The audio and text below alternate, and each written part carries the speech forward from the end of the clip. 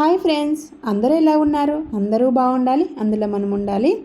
అందరూ బాగుండారా లేదా అనేది కామెంట్ చేయండి. వీడియో నచ్చితే చిన్న లైక్ ఇచ్చి సబ్స్క్రైబ్ చేసుకోండి.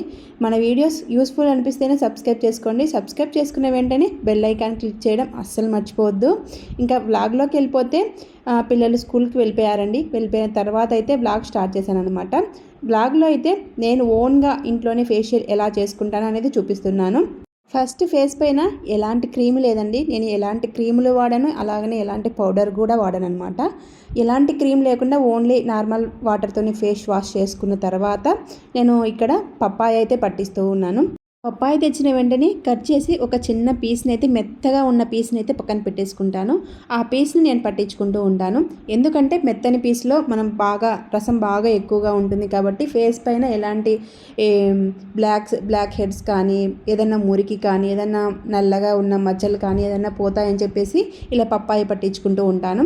పప్పాయ పట్టించుకొని మనం చేయాల్సిన పనులు చేసుకుంటూ ఒక హాఫ్ అన్ అవర్ తర్వాత అయితే నార్మల్ వాటర్తో మనం క్లీన్ చేసుకుంటే చాలా బాగుంటుందండి ఫేస్ అనేది. మన ఫేస్ పైన నల్ల మచ్చలు కానీ అవన్నీ పోతాయని చెప్పేసి వీక్లీ 1 టైం కానీ 3 డేస్కి ఒకసారి కానీ ఇలా చేస్తూ ఉంటాను. ఎప్పుడన్నా ఫేస్ డల్గా అనిపించినప్పుడు కూడా ఇలా పప్పాయ ఉన్నప్పుడు ఇంట్లో పట్టించుకుంటూ ఉంటానండి. ఎటువంటి ఫేషియల్ కిట్ కానీ బయట నుంచి కొనుకొచ్చినది ఏమీ అవసరం లేదండి. మన ఇంట్లో ఉండే వాటితోనే మంచి ఫేషియల్ అయితే చేసుకోవచ్చు అనమాట. చిన్న మినీ ఫేషియల్ లాగా చేసేసుకోవచ్చు అనమాట. ఫేస్కి అయితే పప్పాయ పట్టించుకున్నాను కదండి. ఫేషియల్దే మన పని మనదే అనమాట. అది పట్టించుకొని మన పని ఏ పనైనా చేసుకోవచ్చు. నేను ఇక్కడ ఇల్లంతా కూడా కసు ఊడ్చుకుంటూ వస్తూ ఉన్నాను. పిల్లలు వెళ్ళిపోయిన తర్వాతనే కసు ఊడ్చుకుంటూ వస్తామండి. ఎందుకంటే పిల్లలు మార్నింగే హడావిడిగా ఉంటుందని చెప్పేసి మనం తోసిన కూడా అంతా తొక్కుకుంటూ వస్తారని చెప్పేసి నేను ఇక్కడ వాళ్ళు వెళ్ళిపోయిన తర్వాతనే ఇలా క్లీన్ చేసుకుంటూ ఉంటాము మేమైతే. ఇల్లంతా కూడా కసు చేసుకుంటూ వస్తూ ఉన్నాను. ఇంట్లో ఎవ్వరూ లేదండి, నేను ఒక్కదాన్ని ఉన్నానమాట. ఇంట్లో వాళ్ళందరూ బయటికి వెళ్ళిపోయారు. వాళ్ళు వెళ్ళిపోయిన తర్వాత అంతా నీట్గా క్లీన్ చేసుకుంటూ వస్తూ ఉన్నాను. తెల్లవారందే మాప్ పెట్టాలి, కసు ఊడ్చాలి, ఇలాంటి ఫీలింగ్స్ అన్నీ ఏమీ ఉండవండి. మాకు ఎప్పుడు వీలు కుదిరితే అప్పుడు కసు ఊడ్చుకుంటూ ఉంటాము, ఎప్పుడు వీలు కుదిరితే అప్పుడు మాప్ పెట్టుకుంటూ ఉంటాము. మార్నింగే ఎవరు పూజ చేయరండి మా ఇంట్లో. నేను ఎప్పుడన్నా ఇంకా స్నానం చేసిన వెంటనే చేసుకుంటూ ఉంటాను. ఇప్పుడైతే నేను చేసుకోవడం లేదులేండి, ఎందుకంటే కొంచెం C-సెక్షన్ లాగా అయింది కాబట్టి నేను అస్సలు పూజ జోలికి అయితే వెళ్ళట్లేదు. ఈవినింగ్ అయితే అత్త పెడుతుంది దీపం అనేది. ఇంకా నేను ఇల్లంతా కసు ఊడ్చుకుంటూ వచ్చేసరికి హాఫ్ అన్ అవర్ పడుతుందన్నమాట.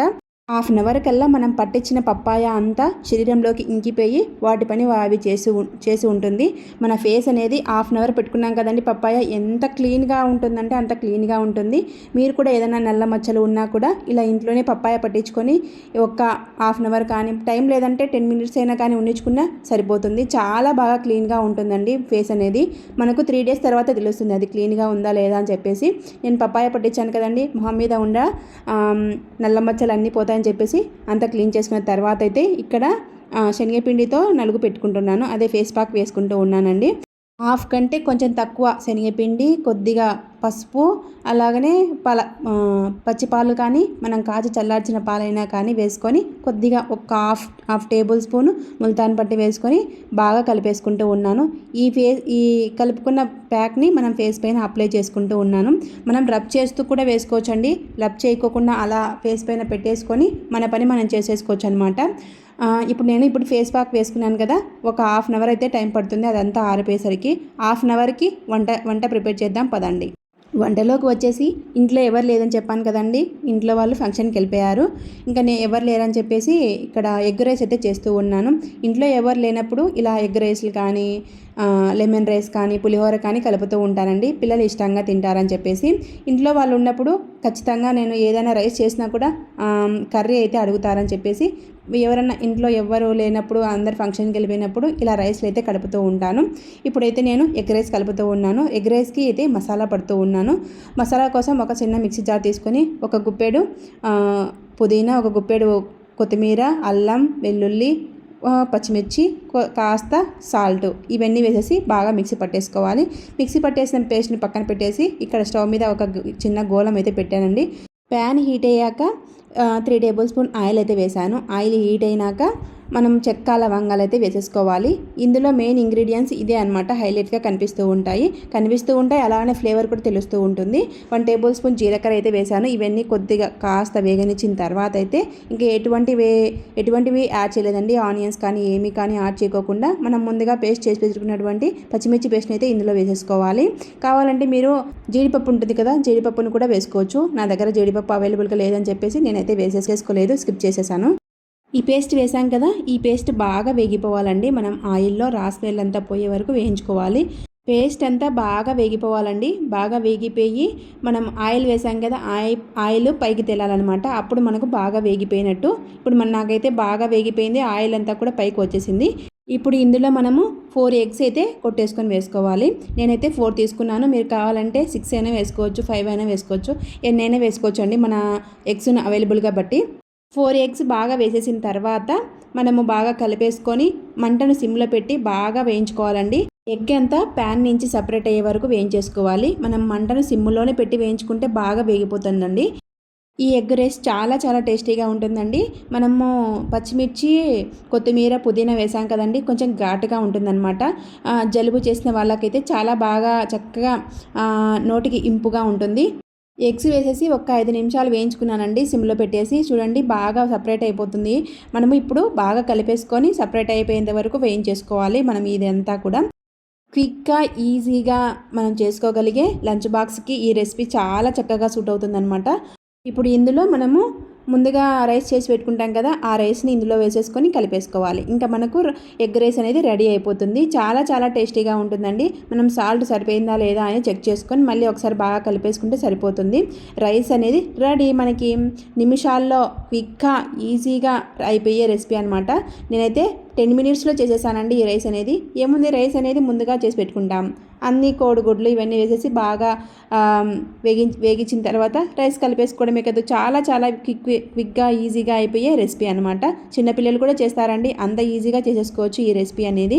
ఇంకా నేను లాస్ట్లో అయితే కొంచెం కొత్తిమీర యాడ్ చేసేసి సాల్ట్ సరిపోయిందా లేదా అని చెక్ చేసుకొని ఇంకా సాల్ట్ కూడా వేసేసుకొని కలిపేసుకున్నాను. ఎగ్ రైస్ రెడీ మనకి. మీరు ఒకసారి ట్రై చేయండి. ట్రై చేసిన తర్వాత ఎలా వచ్చిందనేది కామెంట్ సెక్షన్లో కామెంట్ చేయండి. వీడియో నచ్చితే చిన్న లైక్ ఇచ్చి సబ్స్క్రైబ్ చేసుకోండి.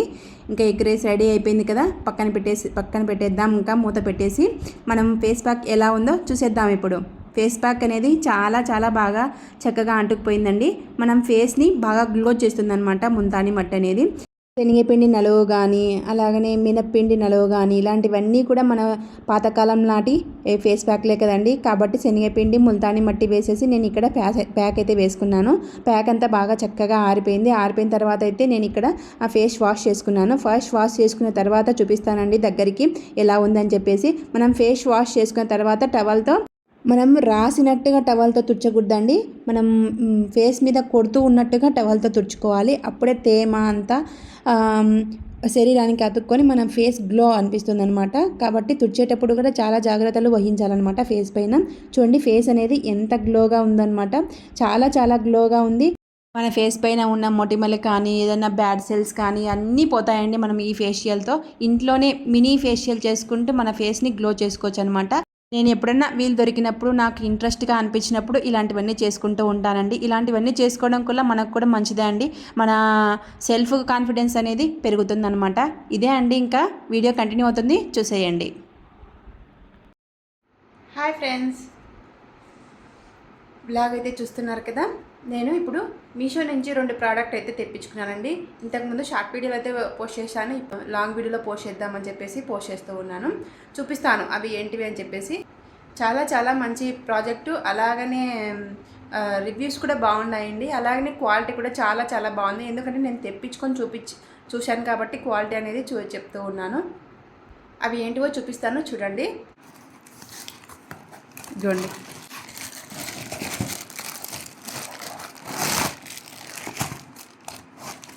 ఇదన్నమాట, చూపించాను కదా ఇంతకుముందు.